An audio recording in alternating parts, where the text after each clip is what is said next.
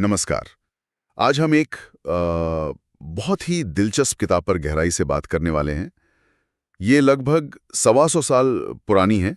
1910 में आई थी, Wallace D वॉटल्स की the science of getting rich. हाँ, और ये नाम सुनकर लगता है कि शायद कोई जटिल फलसफा होगा, लेकिन ऐसा है नहीं। बिल्कुल नहीं, ये कोई हवाई दर्शन नहीं है।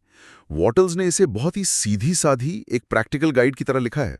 हाँ, वो खुद कहते हैं कि ये उन लोगों के लिए है जिनकी पहली जरूरत, पहली प्राथमिकता अमीर बनना है। ताकि बाद में वो दर्शन और बाकी गहरे विचारों के लिए वक्त निकाल सकें। बिल्कुल। तो आज हम इसी किताब के जो मुख्य विचार हैं उन्हें खंगालने की कोशिश करेंगे। और समझेंगे कि वॉटल्स क्यों दावा करते हैं कि अमीर बनना कोई किस्मत का खेल नहीं, बल्कि एक निश्चित विज्ञान है। हाँ, जैसे गणित होता है, उनका तर्क है कि ये आपके माहौल पर या आपकी कोई खास प्रतिभा पर या कंजूसी करके पैसे बचाने पर निर्भर नहीं करता। तो फिर किस पर करता है? बस चीजों को एक खास, जिसे वो कहते हैं निश्चित तरीका, सर्टन वे। हाँ, उससे करने पर। हाँ, ये निश्चित तरीका।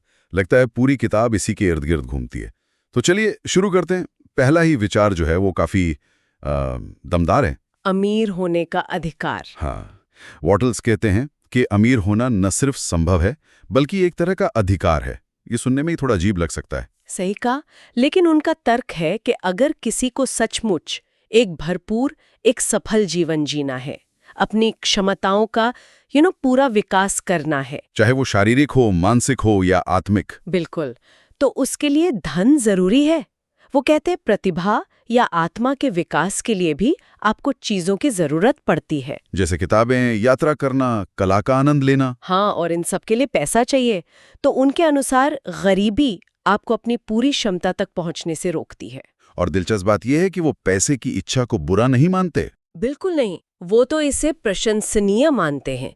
कहते हैं कि ये असल में एक ज्यादा समृद्ध, ज्यादा पूर्ण जीवन जीने की इच्छा है। मतलब लालच नहीं, बल्कि एक स्वाभाविक मानवीय इच्छा। हाँ, और अगर कोई ज्यादा पाने और उसका आनंद लेने में सक्षम है, तो उसके लिए थोड़े में संतुष्ट हो जाना वो इसे लगभग पाप पूर्ण मानते हैं। अच्छा, शरीर, मन, आत्मा तीनों के विकास के लिए भौतिक साधन चाहिए ही चाहिए। ऐसा उनका दृढ़ मत है। ठीक है, तो पहला कदम हुआ ये मानना कि अमीर होना ठीक है, बल्कि जरूरी है।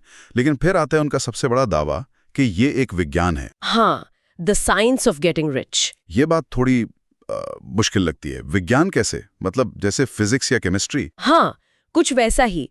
वॉटल्स कहते हैं कि जैसे भौतिक जगत में नियम काम करते हैं, वैसे ही धन कमाने के भी पक्के नियम हैं। गुरुत्वाकर्षण की तरह? करे वो गणितीय निश्चितता के साथ अमीर बन जाएगा, मतलब गारंटी।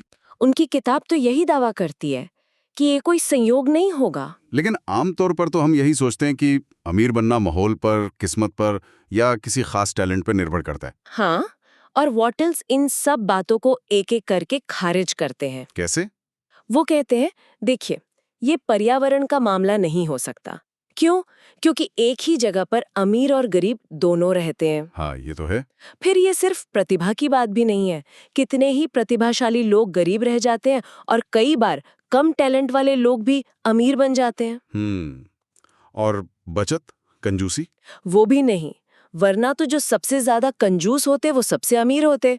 ऐसा तो नहीं होता। और नहीं ये कि कोई बिल्कुल अलग या अनोखा काम कर रहा हो। सही कहा, क्योंकि अक्सर एक ही धंधे में लगे दो लोग अलग अलग नतीजे पाते हैं। तो फिर बचा क्या? वही निश्चित तरीका। वॉगल्स कहते हैं कि सफल लोग, चाहे वो जानते हों या अनजाने में, चीजों को उसी निश्चित तरीके से करते हैं और असफल लोग नहीं करते। और सबसे बड़ी बात, ये तरीका सीखा जा सकता है। हाँ, सीखा जा सकता है। और पूंजी मतलब पैसा, इसे शुरू करने के लिए जरूरी नहीं है। अच्छा, पैसा बाद में आता है। पैसा इस तरीके को अपनाने का परिणाम है, जरूरत नहीं। ये तो बड़ी उम्मीद जगाने वाली बात है। लेकिन एक डर और होता है लोगों में। कौन सा? कि भाई सारे मौके तो खत्म हो गए, अवसर बचे ही कहाँ हैं? या सारी दौलत तो कुछ ही लोगों ने जमा कर ली है। हाँ, ये भी एक आम धारणा है। वॉटल्स अध्याय 3 में इसी पर बात करते हैं। वो इससे बिल्कुल सहमत नहीं है। वो क्या कहते हैं? वो कहते हैं अवसर सीमित है ही नहीं। प्रकृति, ब्रह्मांड, ये सब अनंत रूप से प्रचुर है। अवसर कभी खत्म नहीं होते। कभी नहीं। हाँ, बस उनका रूप बदलता रहता है। जैसे उनके समय में वो कहते थे कि मौके खेती किसानी की तरफ जा रहे हैं, और आज शायद टेक्नोलॉजी या सर्विस सेक्टर की तरफ। हो सकता है। पॉइंट ये है कि अगर कोई समूह या वर्ग पीछे है, तो इसका कारण अवसरों की कमी नहीं है, तो क्या है कारण? वही उनका उस निश्चित तरीके से न सोचना और काम न करना। ठीक है, तो अब आते हैं इस निश्चित तरीके के रहस्य पर। यहीं पर वो मूल निराकार पदार्थ की बात करते हैं ना? हाँ बिल्कुल, ओरिजिनल फॉर्मलेस सब्सटेंस या थिंकिंग स्टफ। ये उनके दर्शन का आधार है। ये है क्या चीज? सुनने में थोड़ा रहस्यमयी सा लगता है। इसे ऐसे समझ सकते हैं कि ये ब्रह्मांड का कच्चा माल है, एक अनदेखी बिना रूप वाली ऊर्जा या चेतना जिससे सब कुछ बना है। सब कुछ? तारे, ग्रह, पेड़, इंसान, सोना, सब? हाँ, वॉटल्स के अनुसार सब कुछ। और ये पदार्थ सिर्फ है ही नहीं, इसकी कुछ खासियतें हैं। जैसे? ये अनंत है, इसकी कोई सीमा नहीं। ये बुद्धिमान है, मतलब सोचता है। ये जीवित है, और सबसे जरूरी, क्या? ये हमेशा अधिक जीवन चाहता है, मतलब ये हमेशा फैलना चाहता है, खुद को अभिव्यक्त करना चाहता है। तो दुनिया में जो कमी या गरीबी दिखती है वो क्यों है, अगर स्रोत अनंत है तो? वॉटल्स कहते हैं कमी इसलिए है क्योंकि लोग इस पदार्थ के साथ सही तरीके से जुड़ नहीं पाते, मतलब वो निश्चित तरीका नहीं अपनाते। और ये पदार्थ हमारी जरूरतों का जवाब देता है? हाँ, ये तैयार है जवाब देने के लिए। ये उन लोगों के आदेश का पालन करता है जो सही तरीके से सोचते और काम करते हैं। सही तरीके से सोचना, तो यहीं पर विचार की भूमिका आती है? बिल्कुल। अध्याय 4, पहला सिद्धांत। विचार ही वो शक्ति है जो इस निराकार पदार्थ से ठोस चीजें जैसे धन उत्पन्न कर सकती है। विचार से कैसे? उनका कहना है कि जिस चीज का विचार इस पदार्थ में डाला जाता है, ये पदार्थ उसी चीज का रूप ले लेता है। जैसे एक आर्किटेक्ट पहले मन में घर का नक्शा बनाता है, फिर वो असलियत में बनता है? हाँ, तो यहाँ 3 मौलिक बातें हैं जिन पर सब टिका है। पहली, एक सोचने वाला पदार्थ है जिससे सब बनता है। सही। दूसरी, इस पदार्थ में किसी चीज का विचार उस चीज को पैदा करता है जिसकी छवि उस विचार में है। और तीसरी? तीसरी ये कि इंसान अपने विचारों में चीजों का रूप गढ़ सकता है और अपने विचार को इस निराकार पदार्थ पर छापकर इम्प्रेसिंग उस चीज को बनवा सकता है जिसके बारे में वो सोच रहा है। वाह! तो निश्चित तरीके से सोचने का मतलब हुआ कि अपने मन में उस चीज की एकदम साफ तस्वीर बनानी है जो हमें चाहिए। हाँ, साफ तस्वीर। और सिर्फ तस्वीर नहीं, उसे पूरे विश्वास और इरादे के साथ पकड़ कर रखना है। दिखावे के बावजूद, मतलब अगर हालात मुश्किल हों तब भी? बिल्कुल, यही सबसे मुश्किल हिस्सा है। गरीबी के बीच अमीरी सोचना, बीमारी में सेहत सोचना, इसके लिए मानसिक प्रयास चाहिए। लेकिन वॉटल्स कहते हैं कि इसी से महारत मिलती है। हाँ, और इन 3 बातों में पूरा अटूट विश्वास रखना, यही पहला और सबसे जरूरी कदम है। कई बार लोग सोचते हैं, खासकर आध्यात्मिक झुकाव वाले, कि शायद भगवान चाहते हैं कि हम गरीब रहें या सादा जीवन जिएं। ईश्वर या ब्रह्मांडीय चेतना, जो भी कहें, वो खुद जीवन में वृद्धि चाहता है, विस्तार चाहता है। वो हमारे जरिए खुद को अभिव्यक्त करना चाहता है। बिल्कुल। तो ये कैसे चाहेगा कि आपके पास साधन न हो? ये तो उसके स्वभाव के ही खिलाफ है। वो चाहता है कि आपके पास वो सब हो जिससे आप जीवन को और बेहतर बना सकें, शारीरिक, मानसिक, आत्मिक, हर तरह से। लेकिन यार, किस तरह की अमीरी की बात हो रही है? क्या सिर्फ ऐशो आराम के लिए? नहीं, वो इस पर बहुत साफ है। ये सिर्फ शारीरिक सुख या सिर्फ बौद्धिक आनंद या सिर्फ दूसरों की भलाई के लिए नहीं है। तो फिर? ये तीनों शरीर, मन और आत्मा की क्षमताओं का एक संतुलित, एक पूरा विकास है। और यहीं पर एक और बहुत जरूरी बात आती है। क्या? आपको निर्माण करना है, प्रतिस्पर्धा नहीं करनी। Create, don't compete. निर्माण करना है, प्रतिस्पर्धा नहीं। इसका क्या मतलब हुआ? ये तो बिल्कुल अलग सोच है। हाँ, और शायद सबसे शक्तिशाली विचारों में से एक, क्योंकि आप एक अनंत स्रोत से जुड़ रहे हैं। तो आपको किसी और से छीनने की जरूरत नहीं है। एग्जैक्टली। धन की सप्लाई सीमित नहीं है। जब आप निश्चित तरीके से काम करते हैं तो आप नया धन बनाते हैं जो पहले नहीं था। आप किसी और का हिस्सा नहीं ले रहे। नहीं, ये सोच के अगर मुझे मिला तो किसी और का कम हो जाएगा, ये है प्रतिस्पर्धी सोच। वॉटल्स कहते हैं इससे पूरी तरह बाहर निकलना होगा, रचनात्मक स्तर पर आना होगा। ये तो सच में बड़ा मानसिक बदलाव है। हाँ। अच्छा, मान लिया निराकार पदार्थ है, विचार से रूप बनता है, निर्माण करना है, लेकिन प्रैक्टिकली पैसा आता कैसे है? हवा से तो नहीं टपकता। नहीं। अध्याय 6 में वो समझाते हैं कि पैसा आम तौर पर मौजूदा व्यापार और कॉमर्स के जरिए ही आता है। मतलब दुकानों, व्यवसायों से। हाँ, निराकार पदार्थ सीधे नोट नहीं बरसाता, बल्कि वो लोगों के मन को प्रभावित करता है। कैसे? ऐसे कि वो लोग कुछ ऐसा करें जिससे पैसा आपकी तरफ आए, जैसे किसी को आपसे डील करने का ख्याल आ जाए या कोई मौका आपके सामने आ जाए। अच्छा। लेकिन यहाँ एक और कुंजी है, आप जो लेते हैं उससे ज्यादा मूल्य देना। हाँ, यूज वैल्यू कैश वैल्यू से ज्यादा होना चाहिए। इसे थोड़ा और समझाएंगी? जरूर। वॉटल्स अपनी किताब का ही उदाहरण देते हैं। मान लीजिए किताब की असल लागत, कागज, छपाई कम है, पाठक उसे कुछ 100 रुपए में खरीदता है, ये हुआ नकद मूल्य। ठीक है। लेकिन अगर उस किताब के विचारों से पाठक हजारों या लाखों कमा ले तो उसे मिला उपयोग मूल्य बहुत ज्यादा हुआ। हाँ, बहुत ज्यादा। वॉटल्स कहते हैं हर लेन देन में यही होना चाहिए। जब आप लोगों को उनके पैसे से ज्यादा मूल्य देते हैं तो आप असल में जीवन में वृद्धि कर रहे होते हैं और ब्रह्मांड आपको इनाम देता है। तो रचनात्मक स्तर पर काम करने का मतलब साफ मानसिक तस्वीर, विश्वास और ज्यादा उपयोग मूल्य देना। हाँ, और उस तस्वीर को ऐसे पकड़ना जैसे वो चीज मिल ही चुकी है, मानसिक रूप से उस पर दावा करना।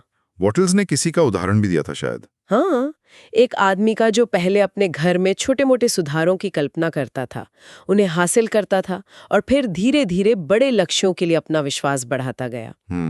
ये एक प्रक्रिया है। बिल्कुल। और याद रखें, आपकी इच्छा असल में उस निराकार पदार्थ की ही इच्छा है जो आपके जरिए अभिव्यक्त होना चाहती है। इसके अलावा वॉटल्स एक और चीज पर बहुत जोर देते हैं, कृतज्ञता, ग्रैटिट्यूड। हाँ, अध्याय 7 का मुख्य विषय, ये बहुत बहुत जरूरी है। अमीर बनने में कृतज्ञता का क्या काम? वॉटल्स कहते हैं कि कृतज्ञता आपको उस स्रोत, उस निराकार पदार्थ के साथ एक सुर में ले आती है, एक हार्मोनियस कनेक्शन बनाती है। अच्छा। कृतज्ञता का जो मानसिक नजरिया है वो आपके मन को ब्रह्मांड की रचनात्मक शक्तियों से जोड़ता है। आप अपना ध्यान अच्छी चीजों पर लगाते हैं जो आपके पास है या आ रही हैं। आप प्रचुरता पर फोकस करते हैं। हाँ, जैसे वो ऑल कहते हैं। और कृतज्ञता की कमी या शिकायत करना, वो इस कनेक्शन को काट देता है, आपको वापस कमी की सोच, प्रतिस्पर्धी सोच में ले जाता है। इसे वो कृतज्ञता का नियम कहते हैं। हाँ, और उनका मानना है कि कृतज्ञता से ही विश्वास पैदा होता है और मजबूत होता है। हर छोटी बड़ी अच्छी चीज के लिए लगातार शुक्रगुजार होना। क्या इसमें वो चीजें भी शामिल हैं जो हमें पसंद नहीं, या वो लोग? हाँ, और ये थोड़ा चौंकाने वाला लग सकता है। वो कहते हैं कि आपको व्यवस्थाओं और उन लोगों के लिए भी आभारी होना चाहिए जो शायद नकारात्मक लगें। जैसे उनके जमाने के बड़े पूंजीपति या नेता। हाँ, क्योंकि वो भी उस बड़े सिस्टम का हिस्सा हैं जिससे आपका धन आप तक आएगा। शिकायत करने से आप खुद को उस बहाव से अलग कर लेते हैं। कृतज्ञता आपको जोड़े रखती है। बिल्कुल। ठीक है, तो सोच की शक्ति हो गई, निराकार पदार्थ, रचनात्मक नजरिया, कृतज्ञता। अब आते हैं एक्शन पर, काम करने पर। सिर्फ सोचने से तो काम नहीं चलेगा। बिल्कुल नहीं। विचार सिर्फ शुरुआत है। व्यक्तिगत क्रिया मतलब एक्शन चीजों को हकीकत बनाता है। अध्याय 8, 9, 11, 12 इसी बारे में है। तो मानसिक काम क्या है? पहला, जो चाहिए उसकी एकदम साफ, निश्चित, क्लियर एंड डेफिनेट मानसिक तस्वीर, धुंधली इच्छाएं नहीं। दूसरा, उसे अटूट इरादे, अनवेवरिंग पर्पस से पकड़ना। तीसरा, पक्के विश्वास के साथ कि वो मिल रहा है या मिल चुका है। चौथा, उस तस्वीर पर रोज ध्यान लगाना, उसे महसूस करना। और इच्छा शक्ति, विल पावर, उसका क्या रोल है? उसका इस्तेमाल सिर्फ खुद पर करना है, खुद को सही ढंग से सोचने और काम करने के लिए। दूसरों पर या हालात पर विल पावर लगाने की कोशिश नहीं करनी। वो गलत भी है और बेकार भी। वॉटल्स यही कहते हैं। अब आते हैं एक्शन पर। हाँ, हमें करना क्या है? कुछ बहुत सीधी बातें। पहला, आपको अभी काम करना है, कल पर नहीं टालना। दूसरा, अपने मौजूदा माहौल, प्रेजेंट एनवायरनमेंट और मौजूदा काम, प्रेजेंट बिजनेस और एम्प्लॉयमेंट में ही करना है। माहौल बदलने का इंतजार नहीं करना है। नहीं, एक्शन से माहौल बदलना है। तीसरा, हर काम कुशल होना चाहिए। कुशल मतलब ज्यादा काम? नहीं, कुशल मतलब सफलता की भावना, विश्वास और उद्देश्य के साथ किया गया काम, अपनी दृष्टि पर फोकस रखते हुए। आधा अधूरा या बेमन से किया काम कुशल नहीं है। और चौथा, हर दिन वो सब कुछ करना जो उस दिन किया जा सकता है और उसे कुशलता से करना। काम की मात्रा से ज्यादा उसकी गुणवत्ता जरूरी है। अच्छा, क्या ये फर्क पड़ता है कि कोई किस तरह के काम या बिजनेस में है? अध्याय 13, 14 और 15 इसी पर है। वॉटल्स मानते हैं कि अगर आपके पास किसी काम के लिए खास टैलेंट है तो वो मदद करता है और सबसे ज्यादा खुशी उसी काम में मिलती है जो आप करना चाहते हैं। लेकिन उनका मूल तर्क वही है, कोई भी इंसान किसी भी बिजनेस में सफल हो सकता है अगर वो निश्चित तरीके से सोचे और काम करे और जरूरी हुनर सीख ले। और अगर माहौल या काम बदलना हो तो? उसका सबसे अच्छा तरीका है धीरे धीरे विकास करना, ग्रोथ। एकदम से कूद पड़ना नहीं।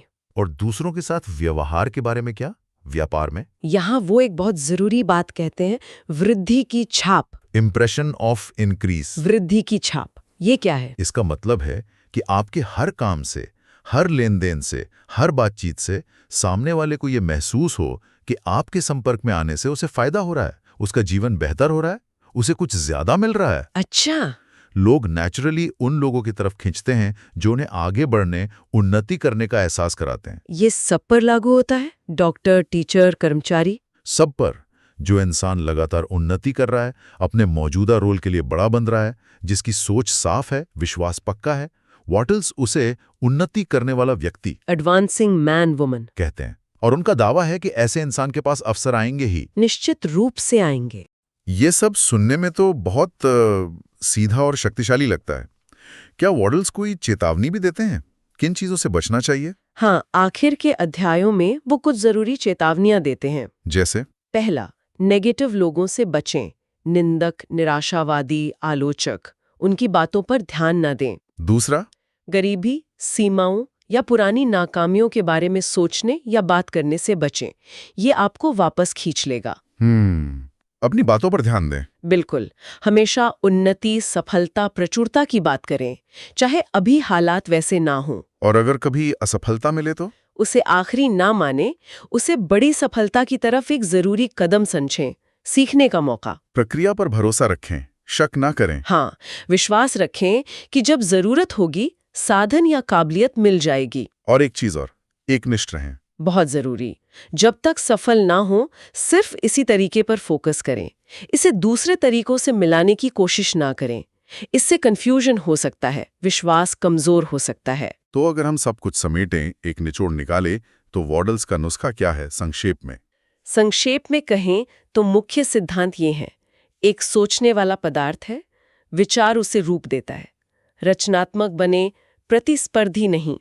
कृतज्ञता रखें, स्पष्ट दृष्टि बनाएं, अटूट विश्वास रखें, निश्चित उद्देश्य हो, वर्तमान में कुशलता से काम करें और हमेशा वृद्धि की छाप छोड़ें। और वॉडल्स का दावा है कि इनका ठीक से पालन करने से धन मिलेगा ही। हाँ, मिलेगा। और कितना मिलेगा, ये आपकी दृष्टि की स्पष्टता, उद्देश्य की स्थिरता, विश्वास की मजबूती और कृतज्ञता की गहराई पर निर्भर करेगा। तो कुल मिलाकर वॉलेस वॉडल्स के अनुसार अमीर बनना कोई किस्मत, माहौल या सिर्फ कड़ी मेहनत का खेल नहीं है। नहीं, ये एक सचेत वैज्ञानिक प्रक्रिया है। एक ऐसा तरीका जो किसी के लिए भी उपलब्ध है, अगर वो एक खास, निश्चित तरीके से सोचने और काम करने को तैयार हो। हाँ, एक ऐसा तरीका जो विश्वास, कृतज्ञता, साफ नजरिए और एक रचनात्मक, भरपूर ब्रह्मांड के साथ गहरे कनेक्शन पर आधारित है। और किताब का सबसे बोल्ड दावा तो यही है कि अगर तरीका सही से अपनाया जाए तो असफलता नामुमकिन है। हाँ, ये अपने आप में एक बहुत बहुत बड़ा दावा है। और यहीं शायद एक सवाल उठता है सोचने के लिए, क्या? कि अगर ये प्रक्रिया इतनी पक्की और वैज्ञानिक है, तो फिर वो कौन सी चीजें हैं, अंदरूनी या बाहरी, जो किसी इंसान को इन सिद्धांतों को पूरी तरह से अपने जीवन में उतारने से रोकती हैं? ये वाकई एक गहरा सवाल है जिस पर सोचा जा सकता है।